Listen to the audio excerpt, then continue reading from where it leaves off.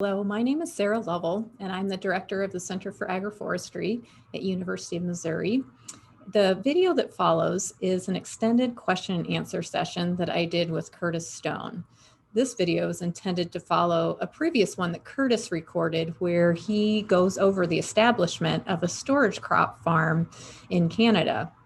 And within this question and answer session, we get to go into a lot greater detail talking about different crops that he was looking at and some of the different establishment practices that he used. So there's a lot of additional information in here. I encourage you to subscribe to the Mizzou Agroforestry YouTube channel. It's a new channel that's a collaboration between the Center for Agroforestry and the Horticulture and Agroforestry Research Center here at University of Missouri. We're excited about the content that we currently have and will be continuing to add. We have a playlist that covers the entire virtual chestnut roast that we released recently.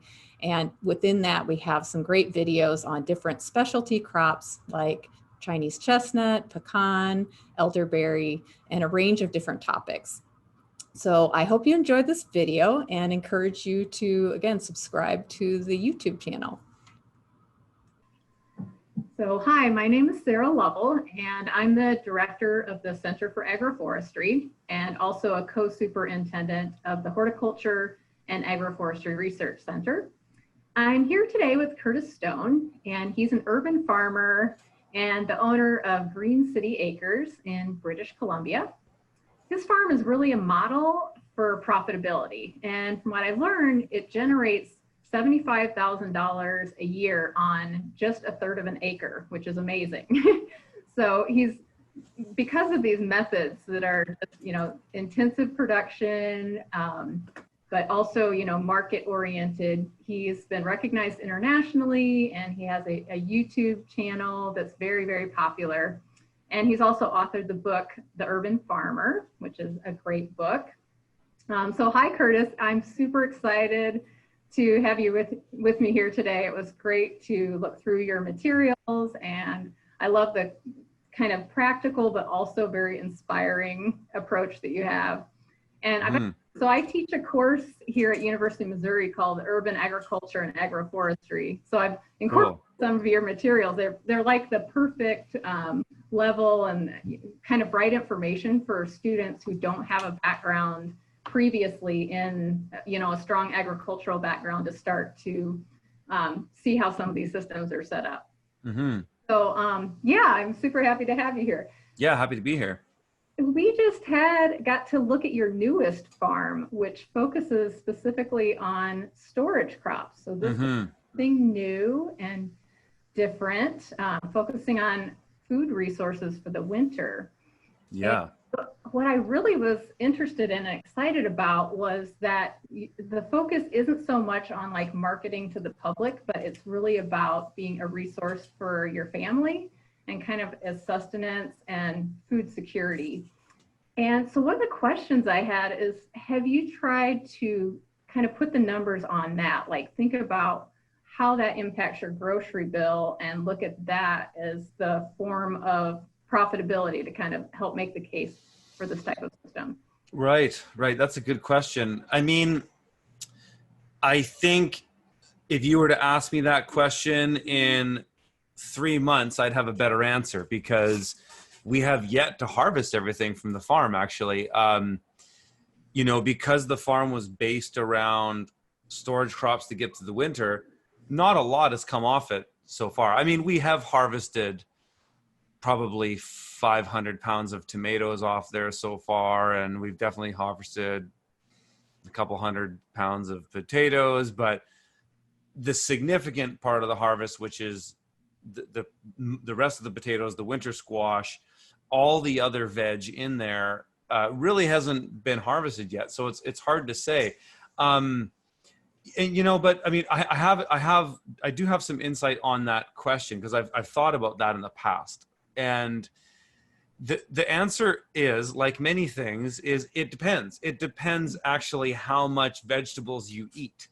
If your diet is predominantly plant-based, then it's going to be a lot more significant. It also depends on the kind of diet you have. So if you make your diet more orientated around those things that are local, it is going to be significant. But yeah, I don't really know at this point. I mean, because, well, here's part of the reason why it'll be important to reevaluate it after the winter is it's one thing to produce all that food on a farm, but it is another thing to store it and then maintain it until it's needed. And that's actually a big part of it, because if you screw that up, then you lose your harvest. So I think we'll be able to manage all that, but it hasn't happened quite yet. Like the infrastructure of this farm is so bare bones because it's unlike anything I've ever done. It's not commercially orientated whatsoever. So there's no post-harvest area. There's no storage per se. We're storing produce in a few different places from the shared owners of it. But yeah, it's just so different. So we'll kind of have yet to find a lot of those details out. I think it's cool that we got to see like the very early stages of this. So it's kind of even before all of these things. But yeah, it seems like it could have a huge impact on what your grocery bill is for. Well, it could have a huge impact not only on your grocery bill, but it could on your health, your mental fortitude. I mean, there's so much. People are so removed from the processes with the soil and the earth today that I think if more people got involved in growing, it has the benefits, I mean, of grounding yourself, getting in the dirt, growing that food that's healthy for you, and participating in a community type of exercise like we have with that. There's so many other upsides than just a grocery bill. A grocery bill is one thing, it's important. But the other thing too is if there is some kind of food crisis, I mean, I'm sure somebody with your background doesn't need to have a lecture on how fragile the food system is, right? With the food system as centralized and compartmentalized as we have, there's so many weak points. And we're starting to see some of those now. Much. I mean, the pandemic really highlighted that, here in the U.S., we saw literal disruptions in the food system because, meat packing plants and things like that. So it does make us think more about where food comes from and trying to think about having our own food security within our own communities and within our own homes. Yeah, absolutely. And I mean, what I was really trying to demonstrate with this farm is, look, you can simply just get some people together and start a farm. It doesn't have to be a big thing. I mean, of course, I have a lot of experience. So, of course, I'm able to go in and kind of execute on these things quicker than a lot. But that's why I'm publishing this content, is I want people to see that you can actually do this. It's not that hard. And you might right now look at this and go, okay, well, it saves you X on your food bill. But that is taking under the assumption that there's food on the shelves to be bought. Because if there's no food on the shelves to be bought, but you have a half acre of vegetables, those vegetables are worth a lot more than your typical grocery bill, because either you eat or you don't. And I don't want to sort of put fear out there. That's never something I want to do, but I just want people to be realistic and understand where their food comes from, and perhaps take some responsibility for it. Yeah, I think it's a very valid point for sure. Yeah. I enjoyed watching the way you set up the farm and that all the care and precision and getting everything squared up, because that's something that we have to do with our research trials too. And I'm thinking that that really pays off when you start to put in some infrastructure, like when you put in the greenhouse, making sure everything's squared up properly is really important. So do you have any, just thinking about that very first starting point of laying this thing out, what kind of tools are recommended? Are there kind of other resources to help people understand that, the right triangle method for getting it up? Yeah, that's a really good point, actually. It's kind of the same idea of laying the foundation for a house. If your foundation is wobbly, then all the 2x4s you build on top of that are going to be screwed up. So it is important, especially as you pointed out, for laying down your greenhouse. I mean, really all the tools that I use I use a lot of rebar stakes, and I use string, and then I use long measuring tapes. And more recently, I actually use my drone to really just get a perspective on how things look up there. I've always kind of been a fan of topography, and maybe it's because I have a sort of OCD condition that makes me want things to be squared and look good. But yeah, really, it's just it's rebars, string, and at least 100-foot measuring tape. And I usually have a couple of those measuring tapes, especially when you say you're forming out your first field block. It's important to have it square, as you said, for greenhouses, irrigation. It's important to have everything the same so that you can say, oh, I'm cutting irrigation lines. Okay, I can cut that same 50-foot irrigation line 100 times. Or I can cut the same header lines for those irrigation, all the same, because everything is standardized. It just makes it simple. But it's good to have two measuring tapes to do the sort of a squared plus. Is that called the Pythagorean theorem? Is that what that is? Is that what that is? I think so. Yeah. So when you do that way you can have, you set two lines and then you walk the one in the middle, do your calculation, and then square it up, and then you're good. When I'm starting to set a field up from the beginning, so basically it's been plowed and it's all just kind of a blank slate. Once I know what my standard block is, it actually gets quite simple as I just use my feet and I'll mark out, okay, this bed starts here, this bed starts here, and so on and so forth down the line. And then I'll just walk it out. It works really well on freshly tilled soil too, because then you can just walk and your feet leave perfect patterns of where things should go. And then often I go and rototill those beds again once more, just to kind of, or once the compost goes in or something like that, so that I can just finalize them and see where everything is laid out. And then from there, it's pretty much done. Okay. That's very good practical recommendations. So the way you have your system set up is, I guess you might call it something like a cooperative farming arrangement, where you have different families working together. And I'm wondering how you found those people that are kind of like-minded like you, that like a little bit of the work of the farm, Yeah. Also, interested in health and having that food security. I mean, how we found them is just through community, really. I mean, I'm a social guy, so I get out there, and I'm also a public guy, so a lot of people know me. But I mean, these were all people that I knew quite well, actually. One of them is a business associate of mine. Another one is a guy I play board games with in the winter. Another one is a guy who was in my CSA program for my farm years ago. Actually bought his first membership from me a long time ago in Bitcoin, and I have since lost those Bitcoins. I don't even know what that means. Bitcoin is a cryptocurrency. I've heard of it. I Bitcoin is? don't know what it Well, it's actually worth a lot of money right now. And so anyways, so I met a bunch of these people just through just through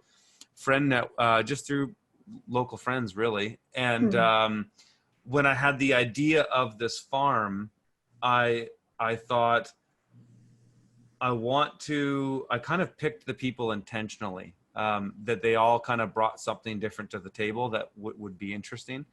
And I actually helped broker a deal between two of the farmers that are in the group. They're young farmers. They've been farming about 2 or 3 years. I helped connect them to an older farmer I know who wanted to retire and lease out his orchard because he didn't want to leave the land. And so he'd rather just retire, be on the land, and then have 2 young people come in and manage some of it. And then they trade off his wisdom. And it's a beautiful thing that more people should do. But I kind of connected the 2 of them. And then the deal kind of came through. Well, okay, he's got more land. They're already going to lease it. maybe we should set up this farm on his land. And that's what we did. And it all kind of really fell into place really easily. And then we just had a few preliminary meetings with the group and said, okay, this is what everybody's bringing to the table. Everybody's putting in equal amounts of cash, which we'll probably get at least half of what we put in back. We all put in $5,000. So we had $25,000 budget, which is, we haven't spent even close to. But yeah, we all kind of put in some money. We didn't have any contracts or anything like that because we all knew each other and didn't really feel it was necessary. But like anything, there are challenges. You know, what one thing we did was we set up a Telegram group. Telegram is just an app for communication. And so we all talk about things that need to be done on the farm there. And sometimes there's been some miscommunications like, oh, so-and-so has been taking tomatoes for the last 2 weeks and nobody else got any, you know, like little things like that, but not a big deal. Yeah. Yeah. So if you were advising somebody who was trying to set up a group, are there certain skill sets even that you were looking for, maybe beyond the obvious ones? So like beyond the like basic farmer grower skills, what else would be important? Well, what's been a real asset to this group is Warren. He's a business colleague of mine. He actually he's my kind of chief engineer at my tools company here. He's been an incredible asset because he built the greenhouses that we have up there from scratch. And so he did a lot of 3D modeling. We designed them from scratch, basically put all the materials together. Not totally necessary, but has been a great asset. Blair, who's more of an orchardist, but he had a lot of irrigation knowledge. So that was quite helpful. Because for me, if I didn't have at least those two guys that had that experience, everything else would have been on me. I have, 10 years experience, which is combined more experience than the entire group. So it's, there was a lot on me, but I guess, another one would be, I'm kind of thinking frantically, but it's like another one would be just communication skills, like the ability to work with others well. But having said all that, this kind of farm, orientated in the way we made it to be storage crops predominantly, doesn't really need a lot of ongoing work. If we had, say, a quarter of this farm dedicated to more ongoing crops, and even if it was just sort of this same community approach, we all would have interacted more. But because it's set up the way it is, there's really only one person up there for a total of like 2 to 4 hours a week. It's really insignificant. But cooperation for sure. Farming skills are always good. But even with my commercial operation with Green City Acres, I actually never hired people based on their farming experience. I hired people on their passion, their ability to learn new things, and their ability to take responsibility and just work well with the team. I've never really cared about experience. It's always an asset if somebody has it, but I would rather have the right individual that fits in than have some guy or girl who's got lots of skills but doesn't fit in. Okay. Some of those things can be learned, and then some of them are more the inherent things that you can't really train people to do, I guess. Yeah. Well, for me, I'm a personable guy. I'm a social guy. Personality is just so important for me. I can't handle having people around that I don't like. So. That's fair. Yeah. Yeah. Oh man.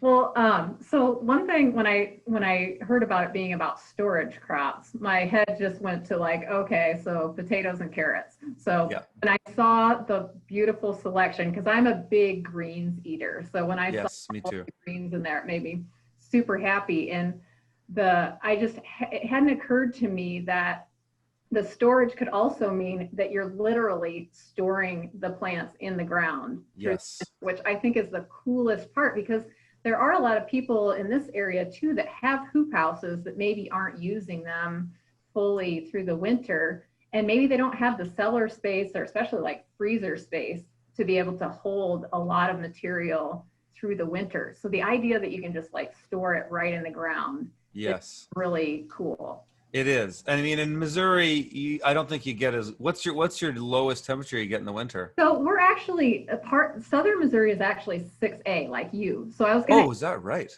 yeah. So I was going to ask you, we're 6B in Southern Missouri. Okay, And that's what. Oh, wow. like right here. So I was going to ask you, are there some vegetables that might be a little iffy in a little bit colder? I would say if you're in that zone, that's Yep. 6B is the zone that I'm in downtown here where I sit. The Okay. farm is probably a 6A. So, Okay. I would say it's all the same. Yes, but I mean, to your point about the idea of storage crops that are in the root cellar and then storage crops that are in the greenhouse and in the ground. I don't think it's a new concept, but certainly greenhouses allow one to do that. Whereas, it does, you can go back a couple hundred years and look at some of the earliest market gardeners in Paris, outside of France, outside of Paris. They used to do similar techniques. This is the foundation of a lot of the work that Elliot Coleman wrote about in his first book, The Market Gardener, or not The Market Gardener, The New Organic Grower. But the idea is that you look at the timeline of a crop. So let's say the average days to maturity of a carrot is 70 days. So when you see that DTM is always fixed on a standard sort of summer time period. Because if you plant a carrot in our climates, April 1st, it's probably going to take 90 days to be mature. Whereas if you plant it in, say, May 15th, it would probably be that 70 days. If you plant it on June 1st, it will probably be 50 days. There's always the variation as we do that sort of yo-yo back and forth from the equinoxes to the solstices, the day lengths change. And so if you have sort of a fundamental understanding of that, you can really leverage that going into the winter, because as you go into the summer, you're gaining daylight hours, crop cycles shorten. As you're going towards the winter, crop cycles lengthen as daylight gets shorter and nighttime temperatures get shorter. But so if you can understand the basic idea that, pick a day. So for me, what I do is I say, okay, I want to have carrots all winter long here. And I can do that despite getting 2-3 feet of snow on the ground, as long as they're covered. I say, okay, for me, it's going to be October 15th. From that point, I'm going to count backwards 60 or 70 days, whatever the date of maturity of that crop is. And then that's the day that I need to plant that crop in order to have this at this time, so that it's at that point, it's in full maturity, and then it can stay in the ground all winter long. All I need to do it as a grower at that point is keep it dry and keep the snow off it. That's where greenhouses really come in handy. So for us in this climate, it would be the same for yours: kale, spinach, sometimes lettuce, and sometimes certain varieties of lettuce, carrots, beets, winter radish, which is some of the crops we did there. I can keep those in the ground all winter. Broccolinis are an amazing winter one too. Keep those in the ground. Healthy. Very healthy. And those dark greens too, only get better with colder temperatures.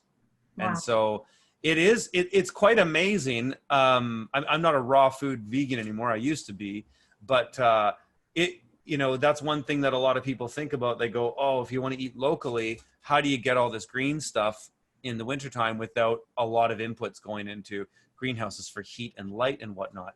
And it's about just understanding what the season can bring you and what can fit into that, and kind of customizing your dietary needs based on what the weather can give you. Of course, the colder you get, like in Vermont, it works differently in Vermont. The challenge we have here is that it's cloudy in the winter. In a place like Vermont, it's colder than Missouri, but it's sunnier. So sometimes those actually can work out better for you. Some places in Canada, they're too cold and too cloudy that it just won't work at all. Like the kale will just freeze right down to the ground. It won't survive. Your carrots will they'll freeze and all that. But I can keep carrots in the ground all winter long, as long as by the end of October, or say by mid-October, they're call it 85-90% mature, and then I stop watering them. Because if I water them and the ground gets wet and then it freezes, you know what happens when things freeze? They expand and contract as they thaw out. So as long as I can keep those conditions alive, keep the crop alive, it can survive winter. And it's amazing to go into a greenhouse that's maybe just a little bit warmer than outside, and you're getting fresh greens and fresh root vegetables. It's an amazing feeling. And this is just a plastic covered space that doesn't have any supplemental heat or nothing. Yeah, just straight up bare bones cold frames. You know, one thing that's worth mentioning about cold frames for people who are thinking about doing something similar is that the best investment you can make on your land for farming is unheated high tunnels. Basically just straight greenhouses like we have. They're the best investment you can make. Once you start making greenhouses more complicated and you put in bells and whistles and all that, fans, lighting, automation, all that kind of stuff, you can get it as complicated as you want. Yes, you can increase your return, but your overhead increases. The best, the sort of the sweet spot where your overhead is really low and your return is really high is at a bare bones plastic caterpillar tunnel, as we call them, to just can change the game for your homestead and your commercial operation as well. Wow, that's impressive. That's really neat. Well, I'm really interested in agroforestry, which combines trees with crops. And one of those practices that we focus a lot on is alley cropping. Yes. And at our University of Missouri, the Horticulture and Agroforestry Research Center, we have a lot of research plots that have tree crops like chestnuts and pecans. And I'm wondering your thoughts about growing crops, these types of crops in between those. And have you even considered that for the orchard? You have that orchard right next to your location to actually create crops in there. I've thought a lot about it. It seems to me, in order to do that well, you need to plan the orchard according to those needs. So to take an orchard that's been around for 30 years, like the one that we're on, there's a couple reasons why it wouldn't work very well there. His rows are running east to west. And if those trees are 8 feet tall, it means any of the vegetables that are growing between those aren't going to get any light for 8 months of the year. So that presents some challenges there. Also, just accessibility. So I've seen agroforestry before, very familiar with that work. And you need to plan the orchard according to that work. So if you're going to get in and do tree management, and you're going to do pruning and all that, you need to have room for that pruning. And so often orchards that are planned to be just orchards are planned according to the work that goes in. And so like this one, for example, there's, I believe, only 10 feet between the rows of trees. And so when they're in there doing their pruning and thinning and all that, the whole middle row is just piles of thinning. So they wouldn't be able to fit vegetables into that. The other challenge with agroforestry, but again, it always comes down to context and your time and place. But the one other challenge with agroforestry is that when you have trees and then say row crops or alley crops and then trees, season extension becomes kind of difficult because how are you going to do that? So, but again, it's context. So if you have certain vegetables that grow between those trees, then it makes sense at certain times of the year. But if you're, when it comes to a market farm and you want to put up a temporary caterpillar tunnel, or you want to just kind of change things on the fly, it's going to create limitations for you. But that's okay if that's part of the design. I've never set one up myself. I mean, my new 40-acre piece of land, I'm going to be doing more kind of permaculture, long-term stuff, fruit and nut trees and things like that. But I still think there's something to be said about the separation. And a lot of that from the homestead perspective has to do with your daily needs. So again, it always comes down to the vegetables, because you can classify. Are you familiar with the zones in permaculture? Yep. You got your zone 1, your intensive area, your zone 2, less intensive, and so on and so forth. And so in an agroforestry model, it does, if you understand what could go with those zones as far as vegetables, it could make sense. Potatoes, winter squash, crops that have a long date to maturity. But, you know, things like salad and herbs and things that you use in the kitchen all the time, it'd be a real pain in the butt every time you wanted to make a salad for lunch. You got to run out and run around the trees to harvest it, right? There's something to be said about having that kitchen garden in your zone one that's there and accessible, right? But certainly some vegetables lend themselves better than others.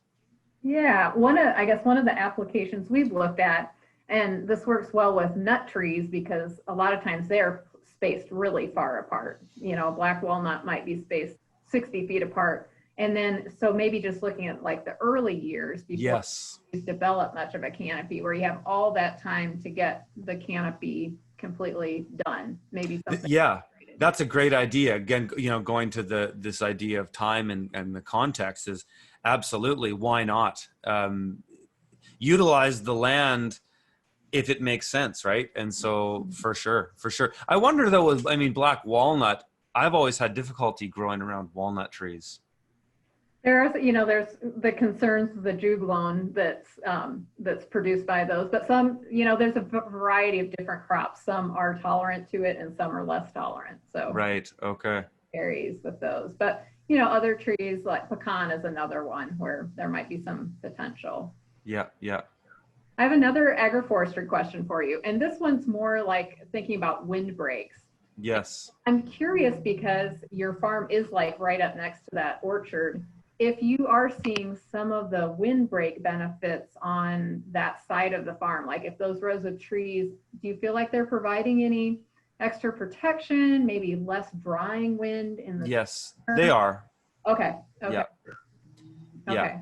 And having said that, we're probably not as windy as you are down there. Mm-hmm. Up here we're not. In this part of BC, we don't get extreme winds because the mountains are so broken up. Whereas if you go to the lower mainland and then you've got these massive valleys, that's where you see these kind of wind funnels. We don't really get bad wind up here, but they are. They do act as windbreaks for sure. It's actually one thing that I have to consider at my new property because it's pretty exposed up there and it's always kind of windy. Yeah, and I was thinking even like the plastic on the hoop houses and the tarps too, like having some sort of deterrent for the wind from flapping those around. Yeah. You mean for those things, for the plastic to be flapping around? Yeah, just sometimes we'll get some really hard straight line winds through certain areas here that can damage even the thicker plastics that are put on. Really? Houses and Well, this is why another reason to do double poly. So that requires a little bit of energy. But in my passive solar greenhouse, which I'm in right now, I have a double layer poly system, and then there's a little mechanism called a blower that just blows air between the two layers of poly. Okay. It only takes about as much electricity as a light bulb, but it provides a massive amount of wind resistance because when the layers are inflated, there's tension. And so when there isn't tension, if you just a single layer poly, it blows around, and then as it blows, it stretches, and then it gets more and more extreme. And then that's where you look, because I'd had this happen to me many times in my earlier days with greenhouses. You go in your greenhouses and the plastic's like 5 feet off the bows because the wind is so bad. So the double layer is a technique that a lot of growers around here do to keep their greenhouses a lot more solid. Okay, yeah, I'm sure the technology is coming along a lot in that area. There's so much interest. Oh, for sure. Yeah. Would you say like you're finishing kind of the end of, well, your growing season is a little bit different because it goes into the winter, but where you're at right now, would you consider it to have been a success? Is there anything you do differently? Yeah, I would say it was a success for sure. There's some things we do differently. I think as far as the team is concerned, we should have just kind of laid down the ground rules of harvesting protocols better. Because we have this Telegram group we all have it on our phones. And so it would have been really easy to say from the beginning, anytime you harvest, just tell people. Because you know, and it was really only an issue for the tomatoes. Nobody else really, like, I didn't care if somebody went and took 10 pounds of potatoes. There's so much. But the tomatoes, because they're available for such a short window of time in the year, my wife wasn't happy about the fact that some of the other guys had already harvested 100 pounds of tomatoes and we hadn't got any except like a few handfuls. So it would have been just that, you know, sort out the protocols and keep the lines of communication open, just so that things don't build up. You know, it's kind of like that somebody in your family or a friend who you just kind of let certain things slide for so long, and then it gets to a point where you just become volatile and it just, you know, it's not good. So it's good just to be upfront and just have all these things on the table first. And so sometimes, you know, that's just writing things down. You know, we probably could have done that and thought about it more. But I mean, at the same time, it's not like none of it was a big deal. It's just that trying to give some people something they can replicate. I would say, yeah, just write down some of those key things and what's going to happen if this happens. What happens if this happens? And it's kind of just like writing out a contract, really. Yeah, that totally makes sense. Yeah. Would you say, you know, after getting a good part through this first year, what would you say are maybe your 3 top crops in terms of looking at those storage crops? If you're especially like thinking about somebody just getting started, if they were going to just kind of not get too crazy and just focus on a few. Yeah, I would say onions, potatoes, and winter squash. They're the easiest ones to do, and then you don't have to worry about season extension for them. Just right in the field. Get your onion transplants out when they're nice and big. Don't put onion transplants in too early. People always do that. Those 3 would be the easiest. You know, once you want to get into the other stuff, like, you know, I talked about overwintering, you know, having the greens in the greenhouses over winter. Those things require just more experience, or you can have the knowledge up front. There's something that's so difficult about farming to teach. I've been teaching farming for a long time now, and it's one thing to give people a presentation and say, this is how this goes. But there's so many nuances to how one farms. There's the climate that person's in. Maybe there's a socioeconomic context to where that person is. Maybe there is availability of resources. And just, you know, the endless amounts of variations we can have in weather. Like some places are just more extreme with weather, and some places are just kind of a lot more predictable. So there's just so many variations. And it really, after you have a full season of growing under your belt, you really learn from it. And the best way to learn from it is to really do it hardcore. Like to have a community garden plot that you just visit once a week isn't really going to give you that much experience. If you want to get a lot of experience with growing, really jump into it and really grow a lot of food. And don't worry about growing too much, because you can always give it away and people love that, right? It's always good to give stuff away. And so it's way better to just go in, even at a cost to some of your own resources. If you want to learn fast, is just get in there and really experience the season. Do a lot of rotations of crops, you know, make sure you're planting lettuce at least once a month. Make sure you do at least 3 plantings of carrots. Go through the cycles of things. And then you'll come through and really have an idea on what the season looks like, because what lettuce looks like to plant in the spring is different than what it looks like in the summer and the fall and even the winter, if you can do it. All of these things have so many nuances because they're so multifaceted when you factor in the seasons and the geography and all that it really gives you that context to go through it. That's what I would say to somebody who was really thinking about doing this. Okay. That's super helpful. Very helpful.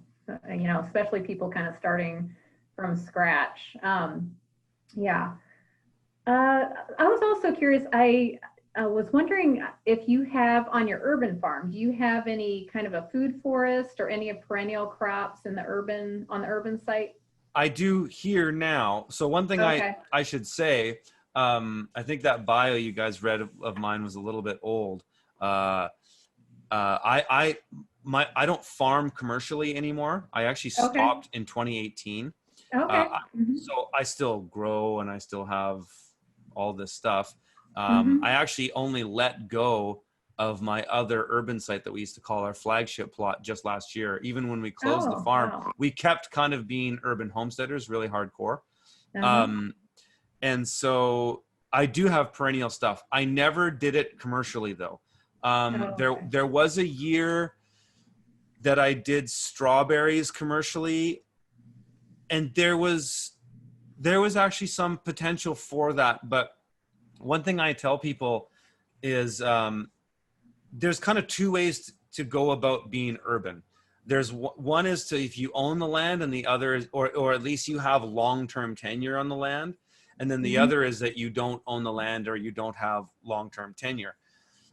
When you don't have long-term tenure, there's no economic case for doing perennial crops Yeah, because definitely. Yeah. you might be off that land in 2 years. So it's not worth Mhm. the wait.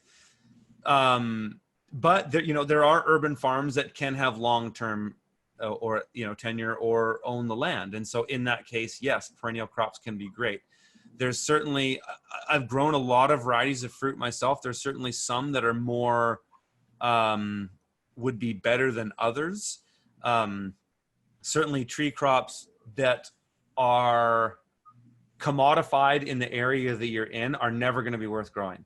So for Mhm. Yeah. example, I live in a stone fruit belt, basically, peaches, nectarines, apples, plums, pears, any of that stone fruit, there would be zero economic case to growing that in an urban farm or on a land lease because I'm surrounded by it. There's no way you can compete with the price because all these other guys have machines and automated ways of doing these things really cheap. That's why they get the price of their apples to be less than $1 a pound.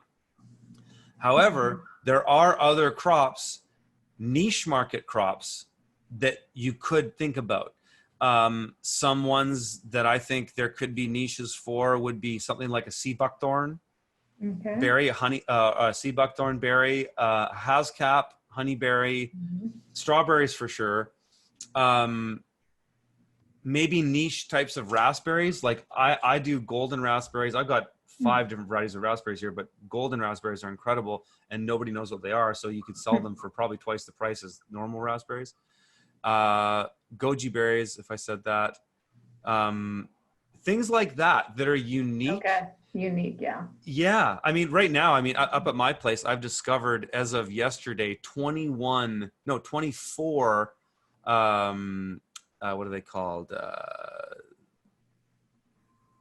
Elderberries, all elderberry trees. Oh, we love elderberries here. My friend, John Moody, who I believe is in Missouri, he wrote a book on elderberries, and I learned a lot about it. And they're amazing because they're medicinal the whole way Yeah. through.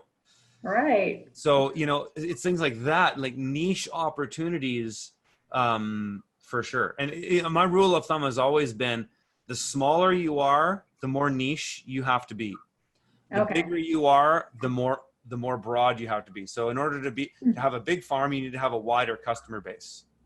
Unless Okay. you're a Okay. contract grower that's growing for like 1 or 2 types of massive commercial outfits, but there's also a lot of inherent risks to that as well. But the smaller you go, the more niche you got to be. That's why, like, when my farm, at the height of our farm, we were on a 1/4 acre doing $110,000 of revenue with just Wow. 1.5 Wow. people full time. So just That's basically crazy. my main farm guy, my main farm manager, Mark, working 40 hours a week year round, and then myself kind of coming in a managerial 20 to 30 hours a week. We did at that height, we were super niche. It was like high-end restaurants and grocery stores. That's all we sold to. Okay. And so, really only selling salad greens and a couple other vegetables like baby root vegetables and microgreens to restaurants. And then to our grocery stores, just salad greens and microgreens. That's all we sold. So very, very specific, very, very focused. In today's world, with all this stuff going on, the restaurant industry is basically toast. The whole game has changed for market gardeners and how they find niches and how they make profitable businesses. Yeah, definitely some new models needed for sure. Direct consumer is the basic, that's Okay. Yeah. that's the way. I mean, everybody's going online, everybody's building Shopify type stores basically, and that's working for a lot of growers. Yeah, definitely. That makes sense. So you have this new homestead. You say a 40-acre? Yeah. That you have.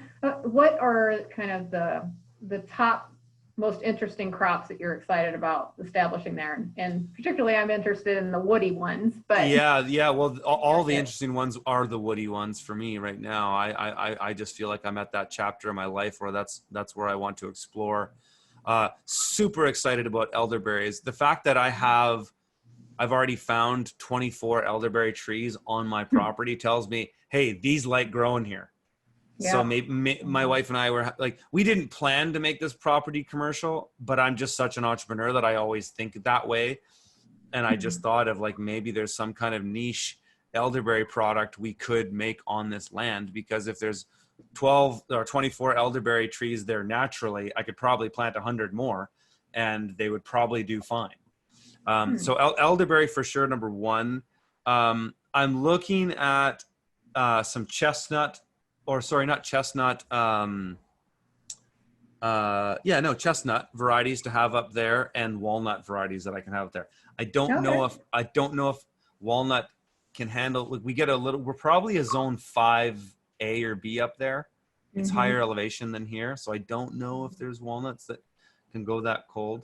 But hazelnuts, that was the other one. Okay, yeah. Hazelnuts. So I'm really interested in the sort of the nuts and going further into that, things that are protein based, Yeah, right. It's a big part of what I've never really grown. I've really grown a lot of starches and sugars and greens and stuff like that, but the whole protein side of it is exciting for me. Yeah, rounding out that diet is important. Totally. Yeah. That's cool. Well, kind of start to wrap this up. Can you share any specific resources that you think, especially for somebody who's just starting from scratch, but thinking along the lines of just the sustenance kind of? Yeah. Where would they go to get good information? As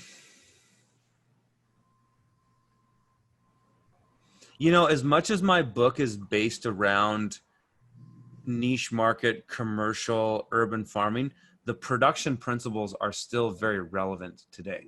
Okay. Because even this farm is all centered around that same production model of how things are laid out, 30-inch beds and all that.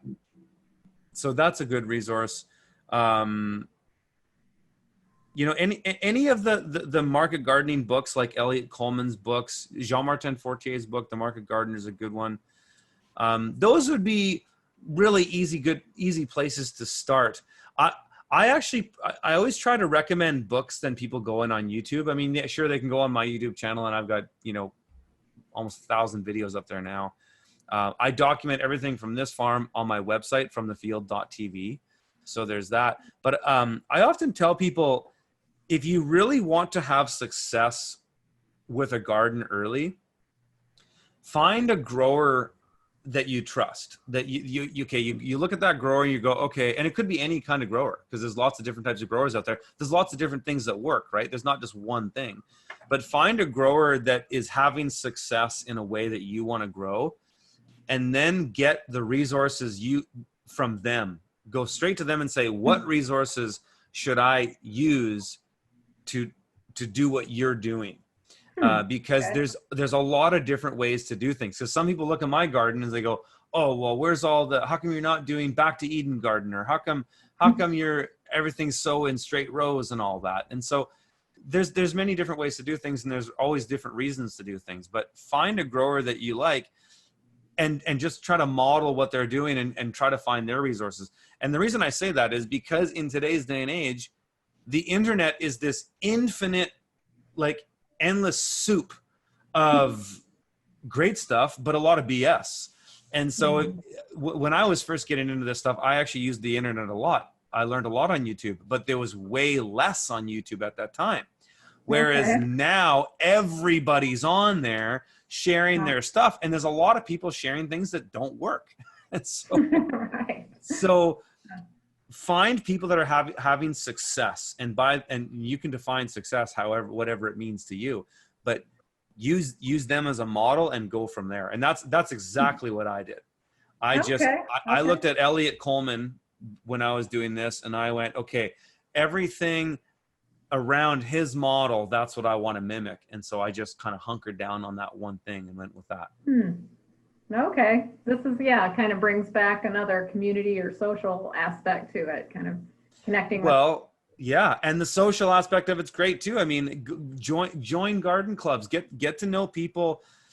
I mean, for me, I'm a very social guy. And so I have a tendency to, my brain works differently when I'm around people. When I was a musician, a touring musician, that's how I would compose, is by having other people's minds in the room. I don't know what it was, but I tap into this flow of consciousness, and it's always had a positive effect on me. And it was the same with gardening, because I just reached out to people. I remember the first guy I connected with is this guy named Paul Hefner Hummy, who was doing an urban farm very similar to what I was doing. And I just called him. I was just said, hey man, I love what you're doing.